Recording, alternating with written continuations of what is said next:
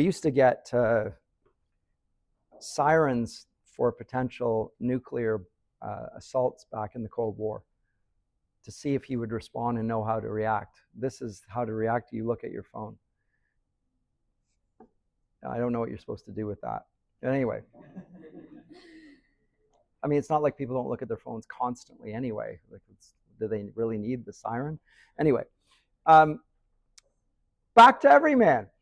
The allegory is a mode of teaching in which what it's taking is Christian doctrine and presenting it in a form where it is, to some degree, applying what is already been assimilated by the church and teaching it in that fashion. As I say, in this, we're going to get a variation on what the Catholic view of the Christian life is. Just like we saw with Dante to some degree. We're going to get a Catholic form of allegory, but allegory does not go away. It is used by John Bunyan and again by Spencer and Sidney.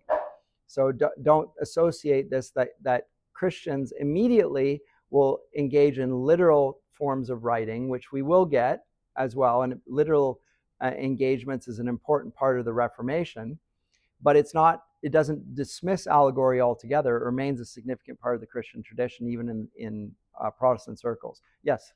Do we also see allegory in other cultures' literary works? It never goes away in any culture, any Christian culture.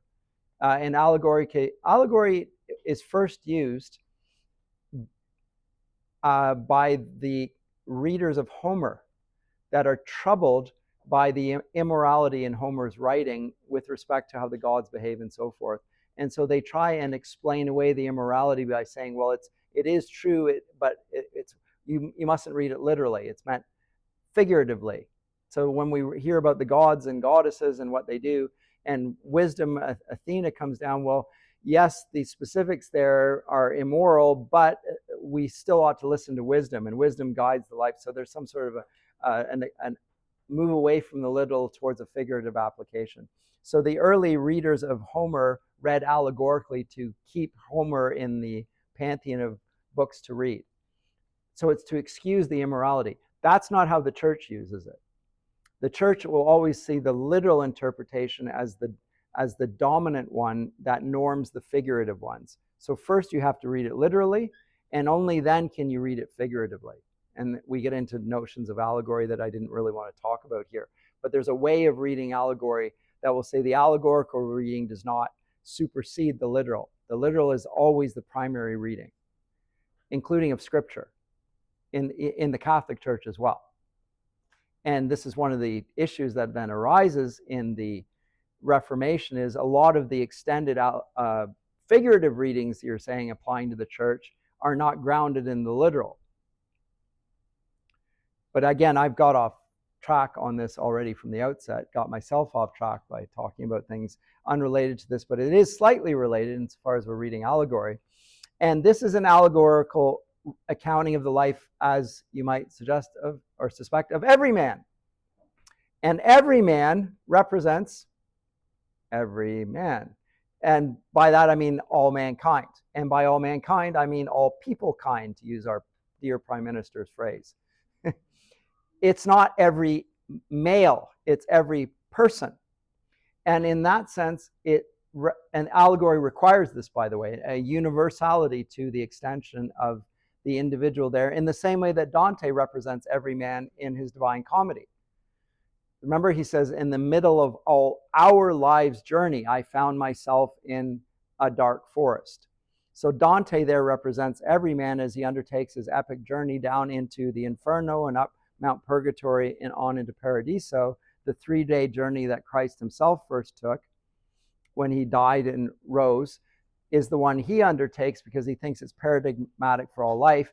In the same way, every man is an allegory that applies to every human life, and it's going to teach them how to act and to face the primary dilemma of every man, which is that he is summoned by death. In other words, he's called to die. And he's called to die not by death, although death is a character in the drama Everyman, but by God himself. God sends death as his emissary. And so again, something's being taught there about the relation of death to God.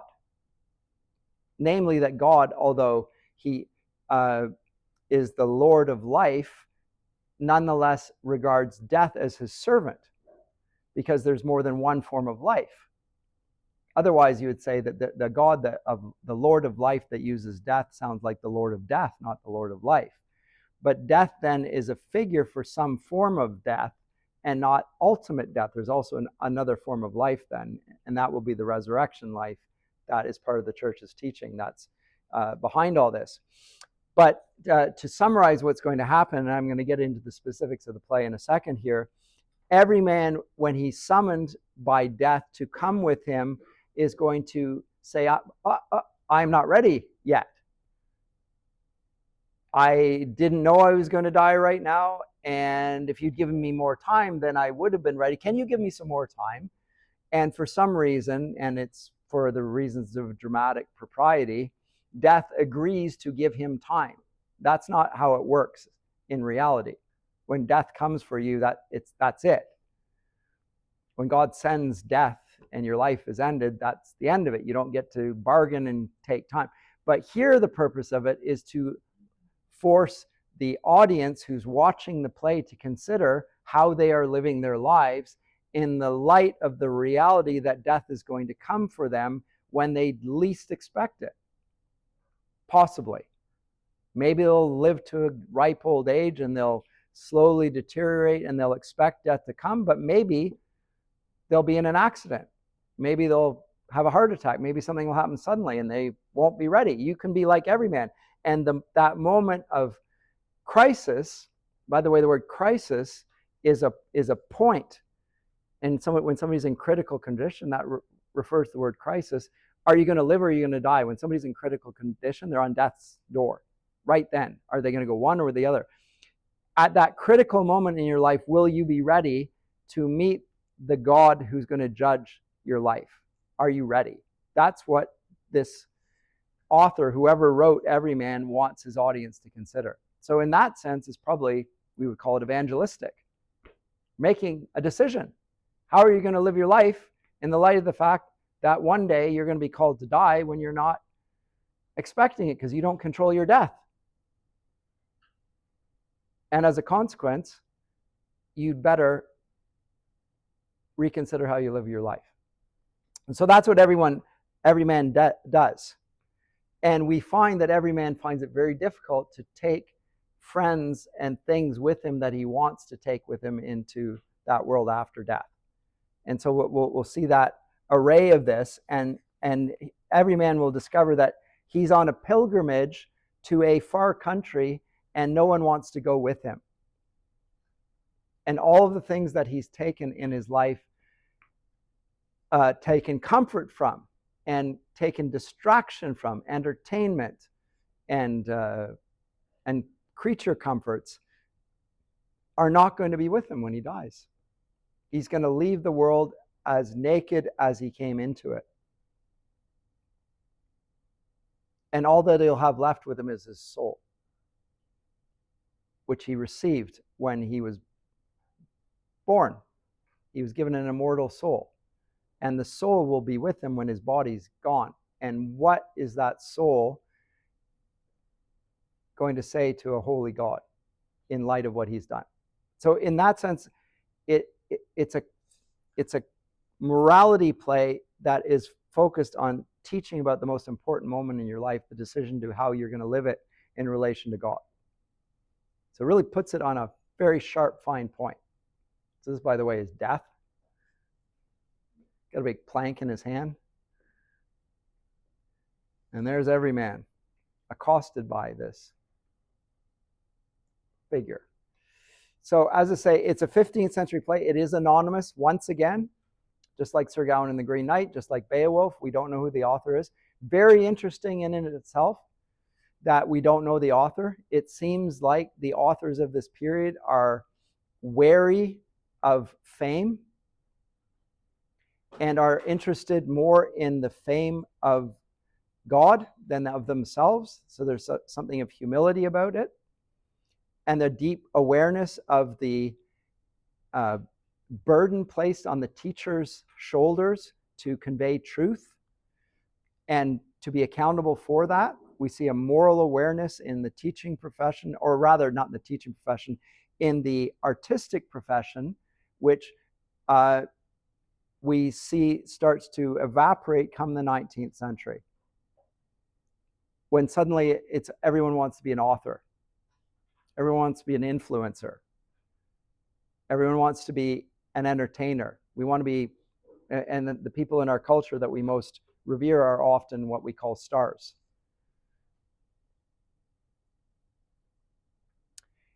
And they're authors. In this period, they recognize the authority of the author, that is God. And they're less concerned with their own authority as authors, let alone their name being known, because at the end of the day, their name will mean nothing in comparison to he whose name is above every name. I think that's one of the reasons we see anonymous works here being published and utilized here. But let me come to this and the opening scene of Everyman. And it begins with a little setting. Make it somewhat bigger. Can you see at the back there? It's got to be big enough. Here beginneth a treatise, how the high Father of heaven sendeth death to summon every creature to come and give account of their lives in this world, and is in manner of a moral play.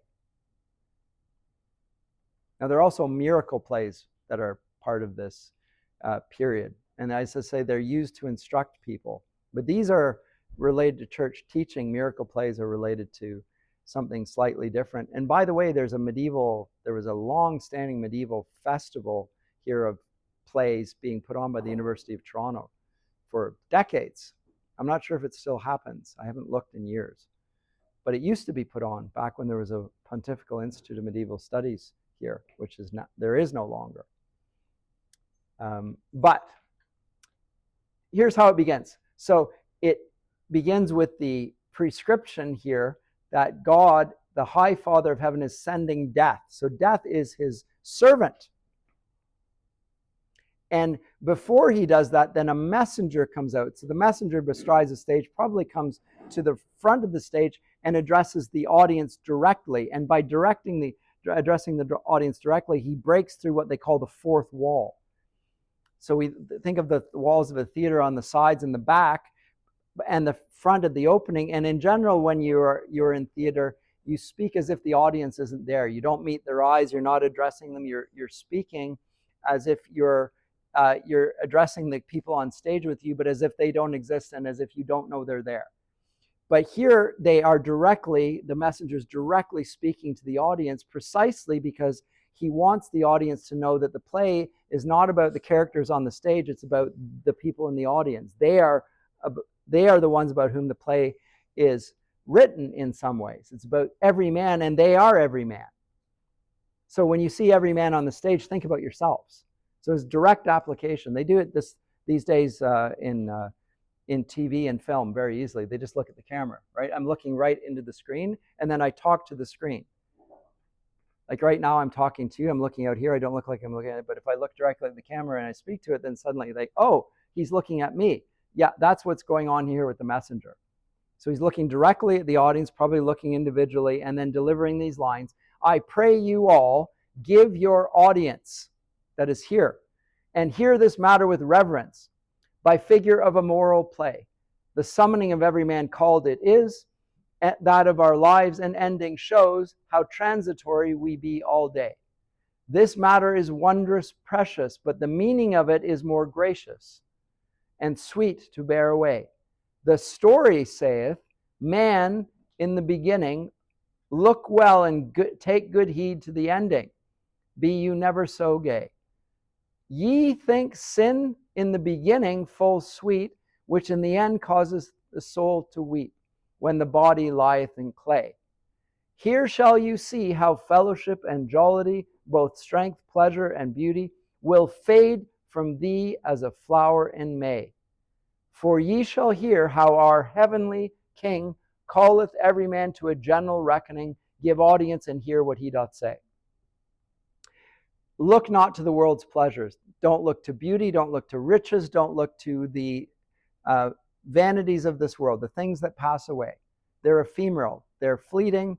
They're with us for a time and then they're gone, just like your life. If your soul is eternal, God has created it.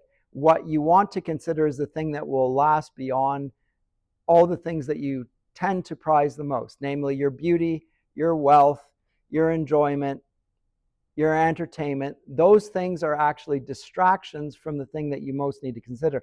And often in this period, they would have a little memento mori, like a skull, like Hamlet does in the play Hamlet. And he'd be reflecting, contemplating on the fact that one day he will be just like the skull he holds up. If you know Act 4 of Hamlet, old Yorick. This is the man whose shoulders he used to sit upon and play. This was his teacher. And now he's what? He's just a skull. Well, one day Hamlet will be like that skull. One day we'll be like the body that we just got buried in the ground. That's going to be us. So think about that fact.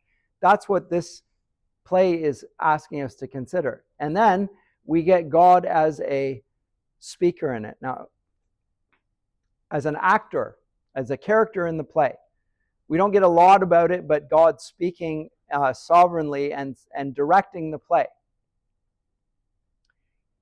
And God says, and gives something to the degree of an apologetic for what's about to happen. Why does God send death? What's the purpose of death? I've just said that death is God's servant. Why does God need death to serve him? What function does death have? Is it just a punishment? Because we know that it is the punishment for sin, right? In the Garden of Eden, Adam and Eve are told if they eat of the tree of the forbidden fruit, they'll die.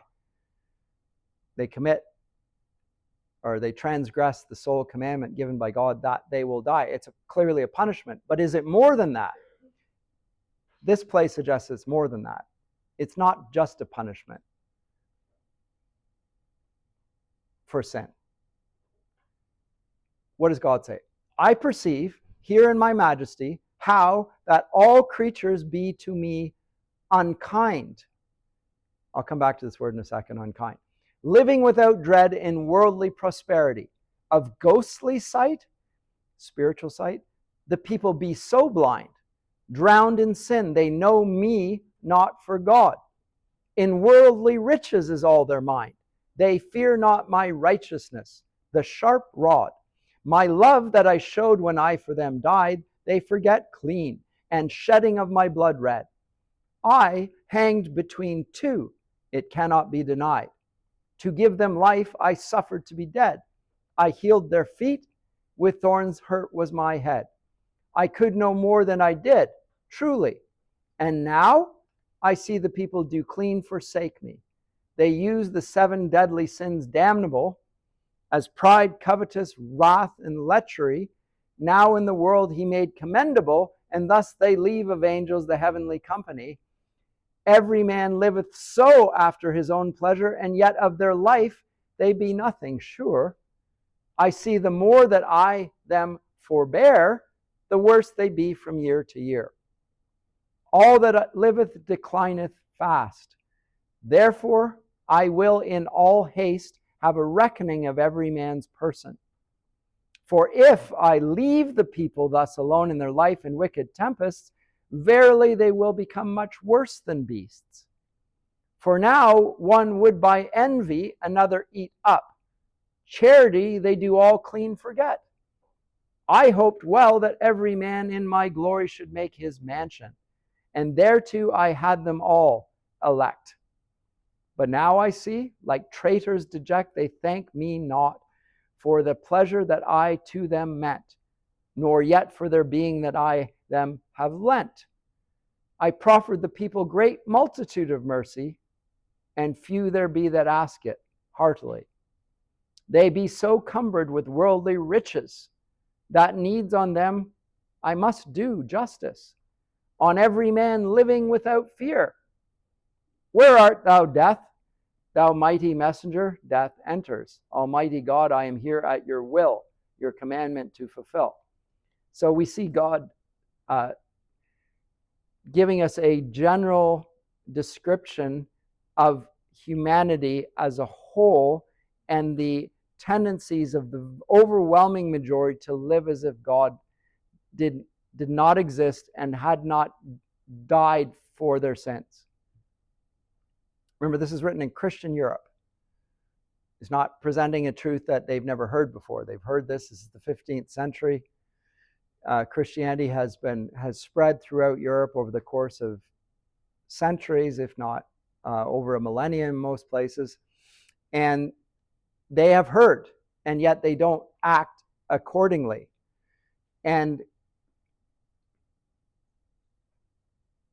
God is at a loss about what to do. One of the things that he sees is that if he does nothing, they will get worse and worse, and the world will get worse and worse. So death is then a mercy towards the other people. People are killed or people die because if their lives were not ended, the world would get even worse over the course of time. It's not that it would stay the same. It would certainly not the case that it would get better. It would get far worse. So people left to their own deserts are going to be so worldly that they will not only take what they have, but take what others could have, become selfish, and be marked by the 7 deadly sins: pride, covetousness, wrath, and lechery. And so death then is a form of mercy. Not to the person who dies, although in the sense it's there to stop them being even more sinful, but to the people that are around that person. But it's also, and this is what we're going to see in the play, it's not just a mercy that death comes to the strongest, that will prey on the weakest. It's also a way for God to teach. So I'm going to suggest to you that death here is the great teacher that God will use.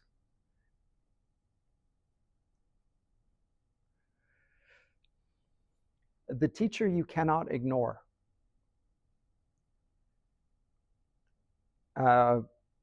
Parents have children. Parents tell their children to do things all the time. The children hear their parents. Sometimes they do what their parents say. Some kids never do what their parents say. Ultimately, at the end of the day, when the children grow older, you can't force the kids to do what you want to do anyway. Actually, you can't even do it when they're young, although it's a little easier when they're less able. But as they grow older, ultimately, they have to take responsibility for their own lives. And you find that the children will do things that you allowed them to do but told them not to do, and they will bear the consequences of that action. This is God's perspective here. He's called the Father, and he has children now who are so disobedient that there's nothing he can do to stop them besides kill them. But what's the purpose of killing them? Is it to punish them? Or is it to allow them to consider what he said right at the outset? To get them life, I suffered to be dead. That's what he wants them to consider, the life that came through his death. And they've thus far been refusing to even consider it because they thought their life was their own and that it wasn't lent to them as it puts here. So death comes as the strong, and you could say the megaphone of God, just like C.S. Lewis says in The Problem of Pain. Death is the means by which God calls people to pay attention where they refuse to, despite all pleading. And what is the command to death? Go thou to every man. Now we're going to meet every man. But again, the messengers are spoken to the audience. Go thou to every man. We are observing something. We're going to be entertained by something on stage that is not very entertaining, although we're going to find some humor in it as well. It's more, this is a direct application, an allegory that applies to your life and how you live your life.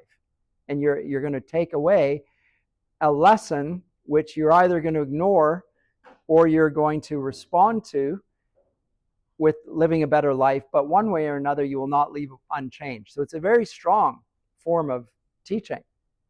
Go thou to every man and show him in my name a pilgrimage he must on him take, which he in no wise may escape, and that he may bring with him a sure reckoning without delay or any tarrying. So death is presented as a servant of God. Have you ever thought of death as a servant of God?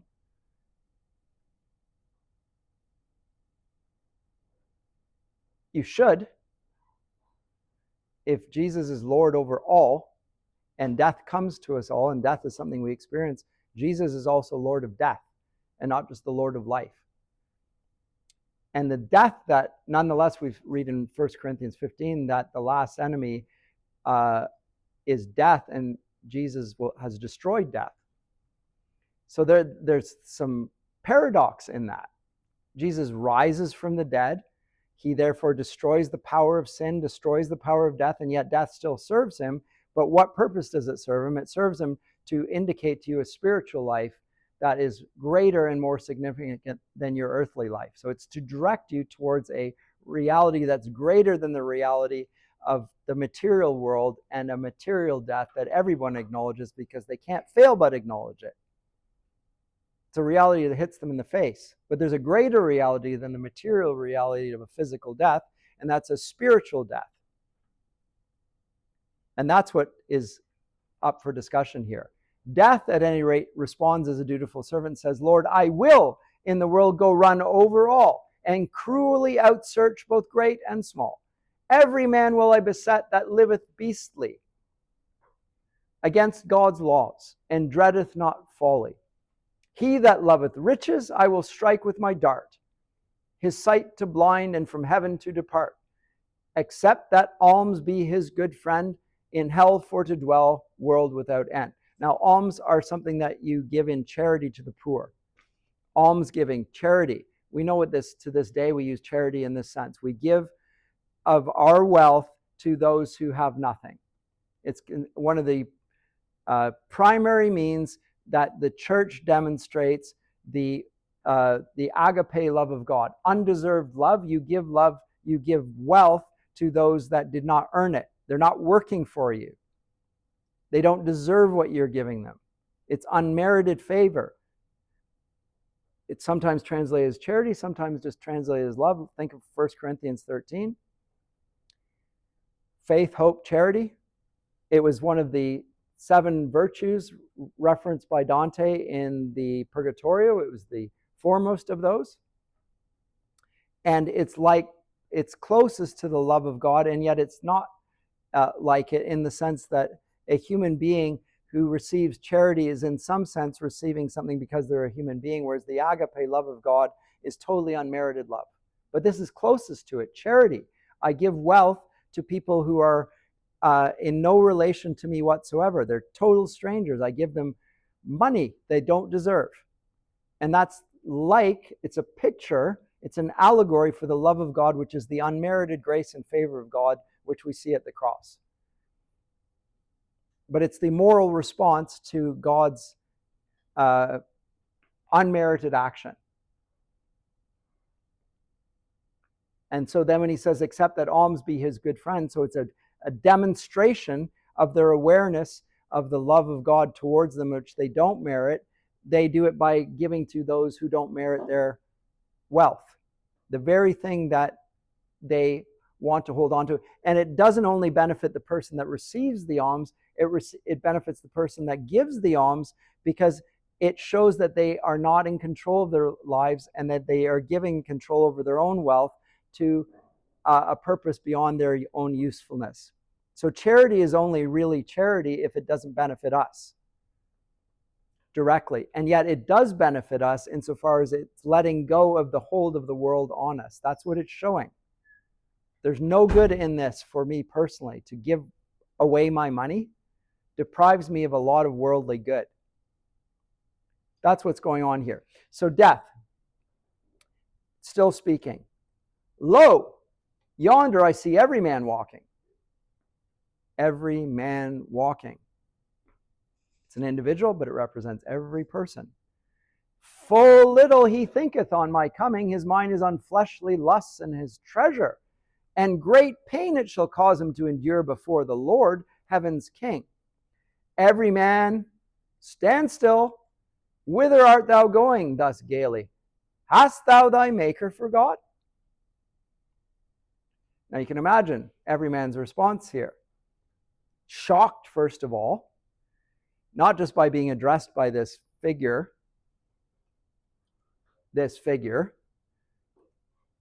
but also with a reference to God. Why askest thou? Wouldest thou wit? Do you want to know? Yea, sir, I will show you. In great haste I am sent to thee from God out of his majesty. What?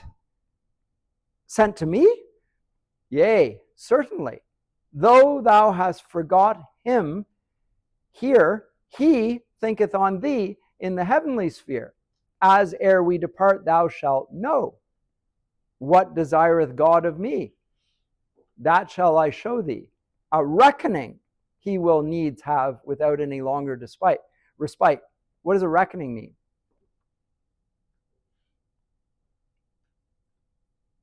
Settling of accounts. Yes.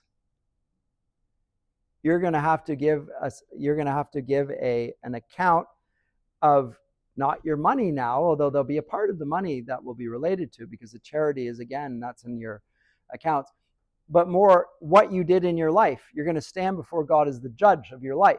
What you did in your life, you're going to stand before him on Judgment Day, and this is Judgment Day for every man. There's a time in Scripture that's referred to as Judgment Day, when Christ returns the second time, at which point the living and the dead will come up for account.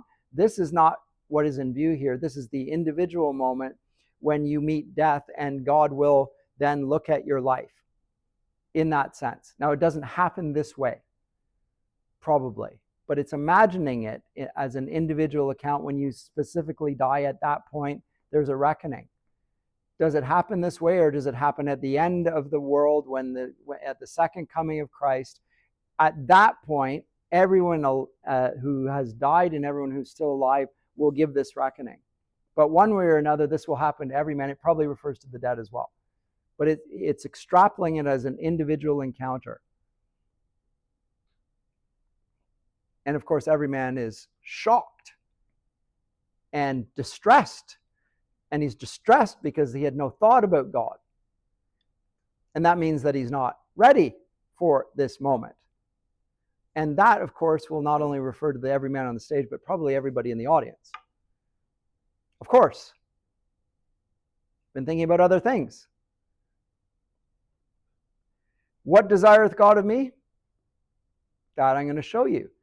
And then everyone, to give a reckoning longer leisure I crave. This blind matter troubleth my wit. The word wit refers to my knowledge. It comes from the verb in English that in German is still preserved, wissen, to know. To wit is a type of knowledge. It's not just witty. We think of witty as in humorous and so forth. Wittiness is actually a learned type of humor.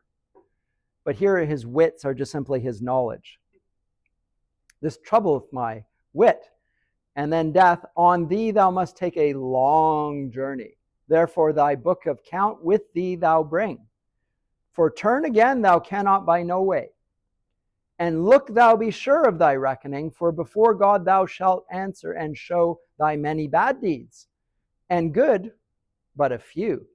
How thou hast spent thy life, and in what wise, before the chief Lord of paradise. Have ado that we were here in that way. For wit thou well, thou shalt have none attorney. Oh, all your money, you can't buy a really expensive lawyer to stand before God. You're going to stand on your own. Speak directly. Give account. Full unready am I such reckoning to give. I know thee not. What messenger art thou?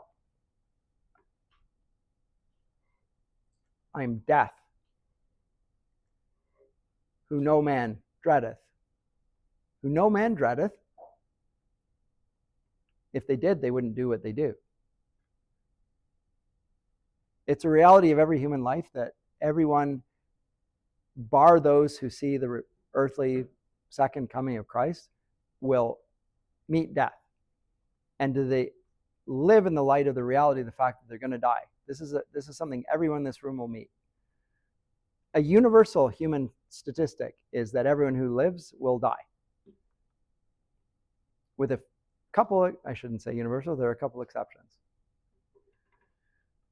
Elijah and Enoch, he walked and was with God. So there are a couple exceptions there. But in general, it's a one-to-one statistic, perfect statistic.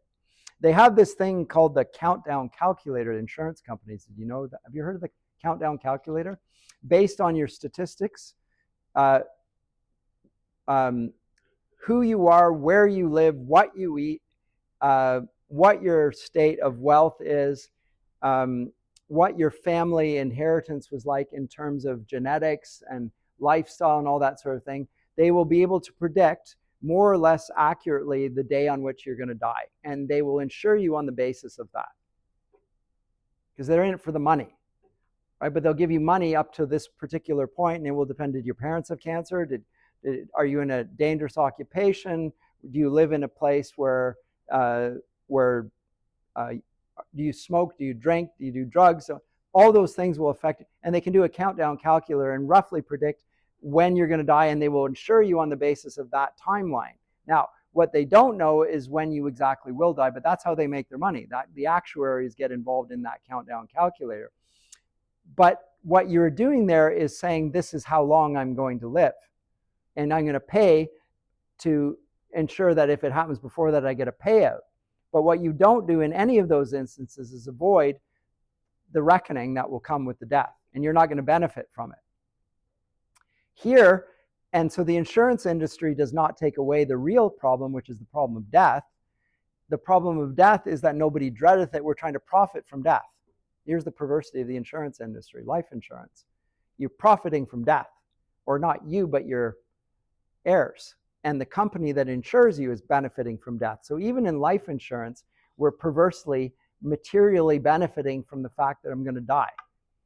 Whereas and it shows a lack of dread of God and the reality of, I'm not saying don't get life insurance, but I'm saying that the reality that no man dreadeth death is just simply a true statement. Because if they did, they would live differently. For every man I arrest, and no man spare. For it is God's commandment that all to me should be obedient. So, death is God's servant, and we are death's servant. He's the master. You ever thought of it that way? You have a master. You got two masters, actually. If you are dead in your sins, you have sin as your master, and so is death. Those are your masters. You are not the author of your own soul. You don't have free will over whether you're going to live or die. You are going to one day give an account. And the question is not whether you'll have a master, but who your master will be. That's the question. Is it going to be the Lord of life, or is it going to be sin and death? But one way or another, you are a slave to somebody. That's actually, if you read Romans 6, it talks about that. Are you going to be slaves to sin, or are you going to be slaves to righteousness? But you are a slave one way or the other. You are not the master of your own soul. So think about that. And that's what he's arguing here, is that everyone is obedient to me. That's how powerful death is. Every man. O death, thou comest when I had thee least in mind. In thy power it lieth me to save. Yet of my good will I give thee, if you will be kind.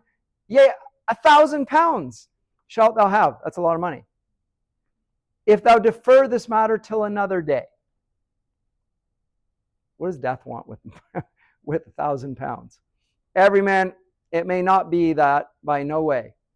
I set not by gold, silver, nor riches, nor by pope, emperor, king, duke, nor princes. For if I would receive gifts great, all the world I might get. But my custom is clean contrary. I give thee no respite. Come hence and not tarry. Now, Pluto is the god of the underworld. He's the richest of all the gods. He inherits all the wealth. And a plutocracy is a wealthy society. It's used as the rule of the wealthy. Death is, in the pagan conception, the wealthiest of all the gods. But that's not how death is portrayed here. Death places no store on riches whatsoever. This is a Christian form of death, not the Greeks' form of death. You don't have to put gold coins on the eyes and send them down to the underworld, because death has no interest in wealth. Death is the spiritual servant of God. Interesting if you compare and contrast this with the Greco-Roman conception of the underworld as a place of enormous wealth and treasure, or see it the way we just saw it in Beowulf, where the gold of the treasure of the dragon is in service of evil. Here we have a rather different portrait of evil, and as we experience it, death, namely of no interest in wealth whatsoever, just a servant of God that we don't welcome, but nonetheless a servant of God. Everyman, alas, shall I have no longer respite? I may say death giveth no warning. To think on thee, it maketh my heart sick. For all unready is my book of reckoning. But for 12 years, so he wants 12 years. For 12 years, if I might have abiding, my counting book I would make so clear that my reckoning I should not need to fear. Wherefore, death, I pray thee, for God's mercy, spare me till I be provided of remedy. Note he doesn't ask for a couple of days to get his affairs in order. He wants 12 years.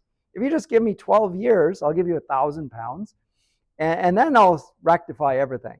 Does anyone believe what Everyman is saying here? No one. He just wants out of the situation. Does he sincerely repent? No. He just wants time. And death, speaking the way death would, not in the pagan conception of the one who's interested in wealth, the plutocracy, but as death who is only the servant of God that takes away the thing that God provides, namely life. Thee availeth not to cry, weep, and pray, but haste thee lightly, that thou wert gone that journey, and prove thy friend. So here comes the point at which that becomes unrealistic. Death does not take every man with him right then, even though he's sent by God. He decides to give him time. So this is poetic license on the dramatist's part. When death is sent to you, that's it. There's no tarrying. There's no I'll give you a little bit of time to think about it. It's for the purposes of the audience, who is the everyman in front of him, that he's going to show everyman is going to change his life as a consequence of death coming. So thee availeth not to cry, weep, and pray, but haste thee lightly if thou wert gone that journey, and prove thy friends. That is, test your friends. Go ahead, if thou can. For wit thou well, the tide abideth no man. And in the world, each living creature for Adam's sin must die of nature. Note that each living creature here is a reference to human beings.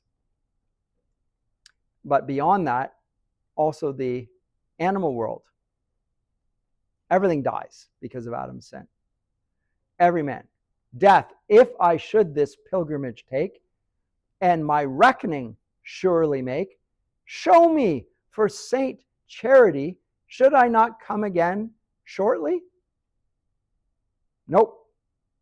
Every man, if thou be once there, thou mayest never more come here. Trust me.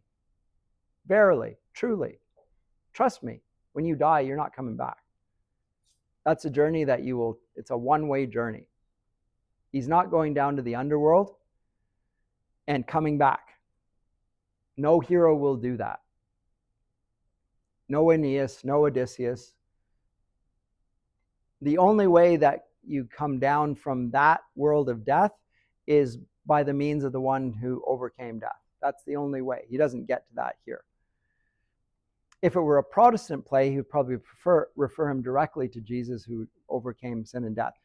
Because it's a Catholic take on it, he's going to refer to the importance of giving alms and not the necessity of faith, but rather the necessity of conduct You have to live your life in accordance with the example given on the cross, and to give of your earthly goods here. So, everyman, O gracious God in the high seat celestial, have mercy on me in this most need. Shall I have no company from this veiled terrestrial of mine acquaintance that may that way me to lead? And he basically says, go ahead. Yea, if any be so hardy that would go with thee and bear thee company, hie thee that thou wert gone to God's magnificence, thy reckoning to give before his presence. What? Thoughtest thou thy life is given thee, and thy worldly goods also? I'd love to do a survey on this. Who thinks that their life is given to them and it's theirs and everything they own? Who does not think that that's the case? I think we'd struggle to find people who didn't think that the life that they've been given is theirs, as in it belongs to you. But if you have a creator, he is the author of your life. And he's the owner of your life. Right? It's a consequence of it. But I've rarely met anyone who doesn't think that their life belongs to them. And in a sense, we're stewards of our lives, of course, in that sense, but we don't ultimately own it, because if we owned it, then we couldn't lose it. And we not only didn't give it to ourselves, we're not going to be able to keep it for ourselves. So it's a different way of thinking about your life, and this is a very helpful reminder here. And also the worldly goods. It's a spiritual way of looking at life. Did you really think that? I had thought so verily. Nay, it was but lent thee. For as soon as thou art gone, another a while shall have it, and then go therefrom, even as thou hast done. Now he's talking about the worldly goods now, not the life. As soon as you die, all the money that you have, another is going to have it. Every man, thou art mad. Thou hast thy wits 5, and here on earth wilt not amend thy life? For suddenly I do come. O rich, wretched caitiff. A caitiff is a villain. Whither shall I flee, that I may escape this endless sorrow? Now, gentle death, spare me till tomorrow, that I may amend me with good advisement. Know how he shifted from give me 12 years till give me till tomorrow. It's like an Ebenezer Scrooge moment, by the way. So again, which is to be read, the Christmas tale, Charles Dickens, Ebenezer Scrooge. It's a morality tale just like this. He meets death, right? Variations on it, but it's the same sort of story. Spare me till tomorrow, that I may amend me with good advisement. Death, nay, thereto I will not consent. No, nor no man will I respite. But to the heart suddenly I shall smite without any advisement. There'll be no warning. And now out of thy sight I will me hie. See thou make thee ready shortly, for thou mayest say, this is the day that no man living may escape away. And then death goes out. Okay, so extraordinary situation. And the stage is set for the drama that then occurs. But it's based on the premise of death meeting every man, and we seeing in this not just somebody else being visited with a situation that this individual confronted, but one that we all will confront. So it has a universality about it that no pagan epic ever did, for all of their greatness. And this is the reason why the Christian story has a potency that goes beyond that of the pagan epic. We'll see that most specifically next semester when we read John Milton's Paradise Lost, when he talks about, he gives us a Christian epic, not the Catholic epic of Dante, but rather that written by a man who is basically acquainting us with the consequences here from a biblical perspective. So if you're wondering where I'm going with the epic tradition, whether it ends this semester, I'm afraid you're not getting off that lightly. There'll be more epic. There'll be epic next semester, which will build on what we've done this semester. But the theme is epic. It's greater than any that's ever been written upon. But here we have Mr. Everyman lamenting what he's just heard, because there is no escape. There's no earthly escape from the situation that he's just been confronted with. Alas, I may well weep with sighs deep. Now have I no manner of company to help me in my journey, and me to keep. And also my writing is full and ready. Writing in the sense of writing in his book of accounts. I haven't even thought about what I did and what I didn't do. I'm not even ready for the auditor to come in and look at my books. You ever thought about doing an assessment of your life? Write it down in a book, the for and against, as a spiritual exercise. Think about it. Think about what you did. Think about what you didn't do. Remember, sins are things that you do, the things that you should have done but didn't do. And then in terms of sins, the things that you did without even realizing that they offended other people, but were guilty for as well, in some sense. The sins of commission and of omission and of just carelessness, lack of knowing. And then put up in the accounts the things that you deserve credit for. And you'll find that your book doesn't look very good. Doesn't look very good. You should do it just to make yourself feel really good in mid-November. Handed your essays in, the last thing you want to do is think about that. Well, the purpose of that is to consider the mercy of God and what you're being credited with because of what Jesus did. You consider what you did, and then you consider what he did. It's an exercise not of pessimism, but of hope and cheerfulness for what Christ did. And that's the point of this, remember. But you can't see how great the grace of God is until you see how much you deserve God's judgment. That's what this play does magnificently. And he says, my writing is full and ready. How shall I do now for to excuse me? I would to God I had never been begot. That's ungrateful. Wish I'd never been born. To my soul a full great profit it had been, for now I fear pains huge and great. The time passeth, Lord, help, who all wrought, for though I mourn it availeth not. Doesn't matter if I'm lamenting. The day passeth and it is almost ago. I wot not well what for to do. To whom were I best my complaint to make? What if I to fellowship? Therefore spake, and showed him of this sudden chance.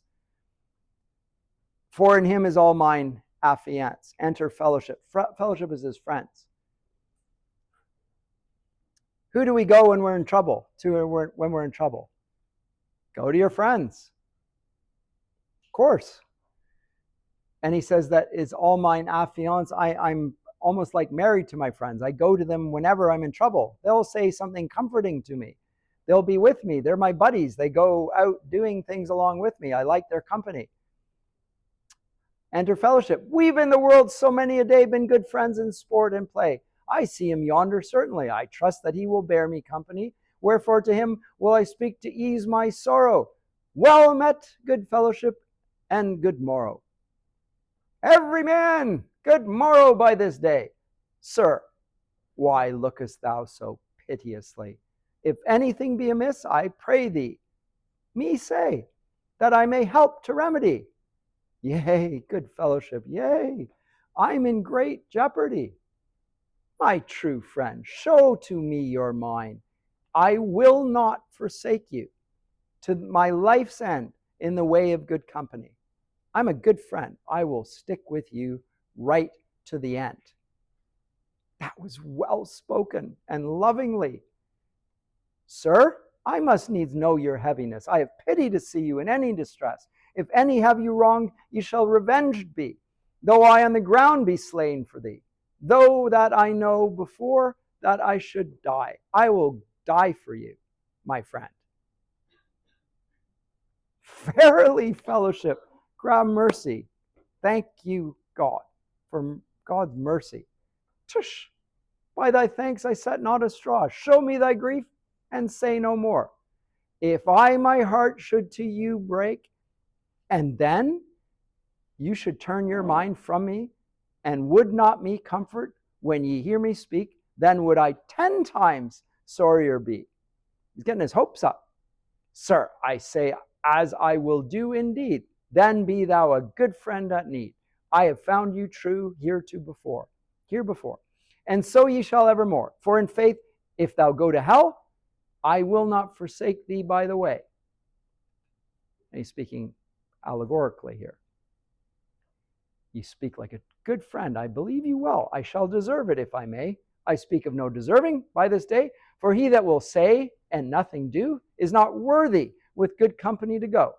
Therefore show me the grief of your mind, and as to your friend most loving and kind, I shall show you how it is. So here we go. Commanded I am to go a journey, a long way, hard and dangerous, and give a straight account without delay before the high judge Adonai. Wherefore I pray you, bear me company, as ye have promised in this journey.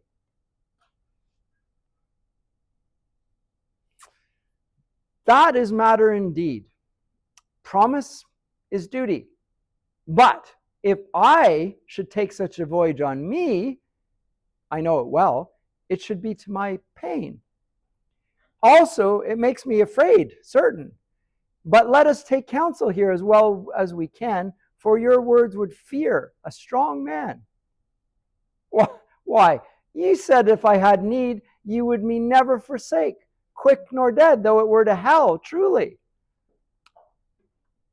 So I said, certainly, but such pleasures be set aside, the sooth to say. And also, if ye took such a journey, when should we come again? Nay, never. Never again till the day of doom. In faith, then will I come there. Who hath you these tidings brought? Indeed, death was with me before. Here. Now, by God that all hath bought, if death were the messenger, for no man that is living today, I will not go that loath journey, not for the Father that begat me. He promised otherwise, pardie. By God, pardieu. I wot well I said so truly, and yet, if thou wilt eat and drink and make good cheer, or haunt to women the lusty company, I would not forsake you. While the day is clear, trust me verily. Yea, thereto ye would be ready. To go to mirth, solace, and play, your mind will sooner apply than to bear me company in my long journey.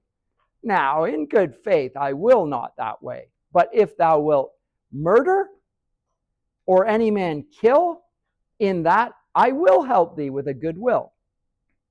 I'll do anything for you. But I'm not going to die and face God. My good fellowship extends to things that are going to benefit me.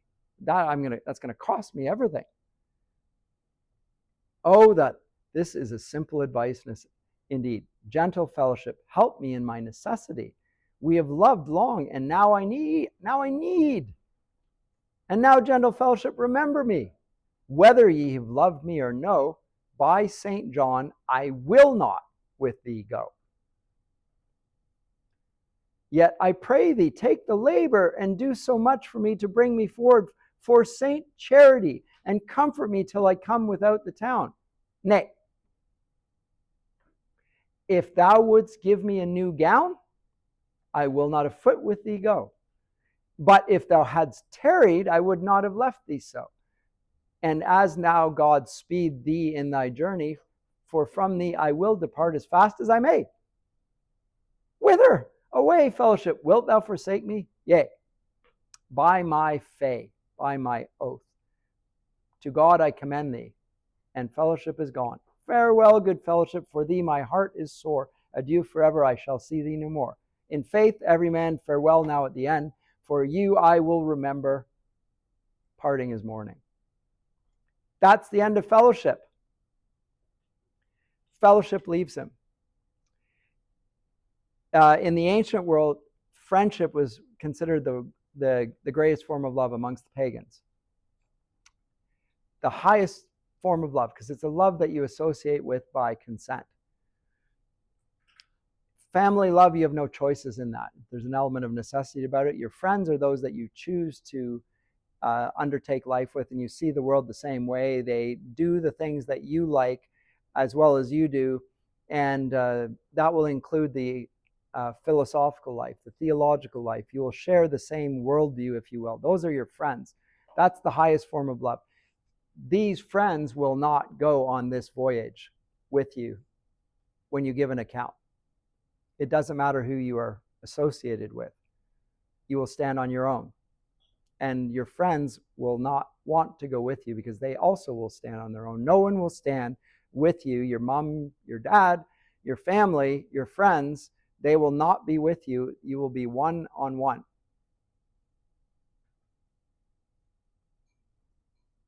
Alack, shall we thus depart indeed? O lady, help! Without any more comfort, O fellowship forsaketh me in my most need. For help in the world, whither shall I resort? Fellowship here before with me would merry make, and now little sorrow for me doth he take. It is said, in prosperity men friends may find, which in adversity be full unkind. Now, whither for succor shall I flee, since fellowship hath forsaken me? To my kinsmen I will truly, praying them to help me in my necessity. I believe that they will do so, for kind will creep where it may not go. I will go try, for yonder I shall see them so. Where be ye now, my friends and kinsmen? No. Look, I recall now that I did not explain something that I said earlier. God said that every man to him was unkind. Now it refers to kinsmen and kind, and there's a lot of play on unkind. Every man is accusing his kind of being unkind, and his kind are humankind. We use the word kindness, but it's a reference to something characteristic of the kind that we are. The kind that we are humankind. But when God says that people are unkind, the reason he says so is that we're made in his image, and we don't act towards him the way he acts towards us. So therefore, in that sense, we're unkind. We're made by God for God, to worship God, to live in fellowship with God, and we don't act accordingly. We act as if God didn't exist, and as if death were a reality we won't face any more than the reality of facing God. In that sense, we're unkind. It doesn't mean not being nice, although actually in a sense it does, because the word nice is also a reference to knowledge, and nice actually means not knowing. Necessary. To be nice is to be ignorant, to be unknowing. Nowadays in Canada, we call people nice when they're friendly and being Canadian. But nice actually means stupid and lacking in out of ignorance, out of a lack of knowledge. That's what nice in the medieval period means. Actually, up into fiction and up until the 19th century, if somebody's described as being nice, it's not flattering. They're acting cheerfully enough, but they're acting out of ignorance. There's a moral lack of awareness in people. Here it's related similarly, not to a lack of knowledge, but it's a lack of knowledge that leads to kindness, but a knowledge that's based on proper wit would acknowledge who God is and act accordingly.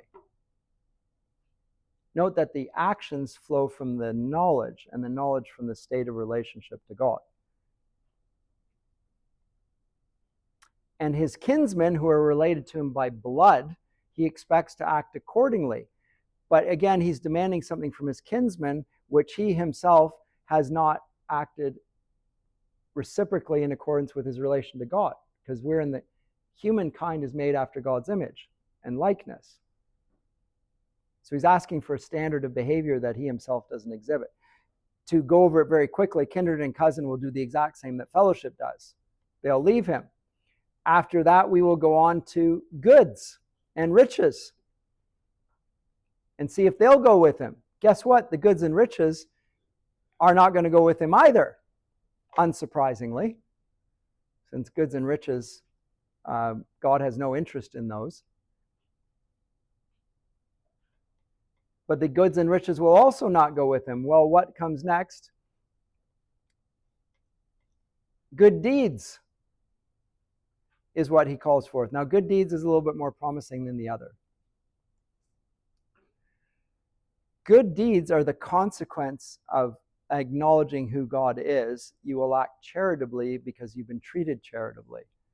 So good deeds are seen not efficacious in themselves, although it may actually seem that way in the play, and maybe it's a little bit confusing in the Catholic representation of it. But good deeds are a consequence of knowing the charity of God towards us. We act in accordance with that. We act charitably towards others. And good deeds are the reflection of that. So where are the good deeds? Well, here I lie cold in the ground. That's where his good deeds are. They never happened. That sins have me so sore bound I cannot stir. Oh, good deeds, I stand in fear. I must, you pray of counsel for help now, should come right well. Everyman, I have understanding that thou art summoned account to make before Messias of Jerusalem King.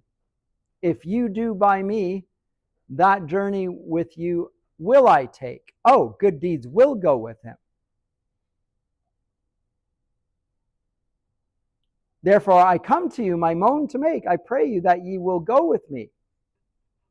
Okay, good deeds will go with him. But here's the problem. I would full fain, but I cannot stand. I can't stand. The good deeds would go along with you, but there's nothing that's allowed him to stand up and go with him.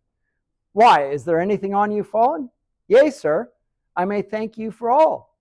If ye had perfectly cheered me. If you'd done good deeds out of a heart that acknowledges that you're forgiven by God's grace, then I would stand with you. My good deeds would count with you. They would go along with you. If you'd perfectly cheered me, he said, thank God for the mercy of Christ on me, a sinner. If you had done that and then act in accordance, then all the good deeds would have worked. But since they didn't, they're lying cold on the ground. It doesn't matter how much money you've given. Your book of account full ready now had been, if you'd perfectly cheered me. Look, the books of your works and deeds, eke. Behold how they lie underneath the feet to your soul's heaviness. O Lord Jesus, help me. For one letter herein can I not see. Here's a blind reckoning in time of good distress. Good deeds, I pray you, help me in this need, or else I am forever damned indeed. Therefore, help me to make my reckoning before the Redeemer of all things, who is and was and ever shall be King.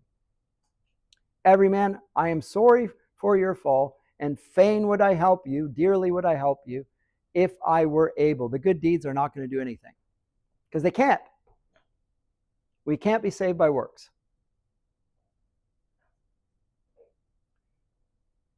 I can't go with you on their own, on my own. There's no way good deeds will. Good deeds, your counsel, I pray you give me. That shall I do verily. I'll give you counsel. Though on my feet I may not go, I have a sister that shall with you also, called knowledge, which shall with you abide to help you make that dreadful reckoning. Enter knowledge. Okay, so now knowledge comes in. And knowledge is going to allow him to get the good deeds to accompany him. And what's the knowledge? Everyman, I will go with thee and be thy guide in thy most need to go by thy side. By the way, the Everyman book series quotes knowledge here. You ever heard of the series by Everyman? They're classics. And this is the quotation they get from it. Everyman, I shall go with thee and be thy guide in thy most need to go by thy side. But here it's the knowledge of God, not just knowledge in general. Anyway, in good condition I am now in everything, and am wholly content with this good thing. Thanked be God my Creator.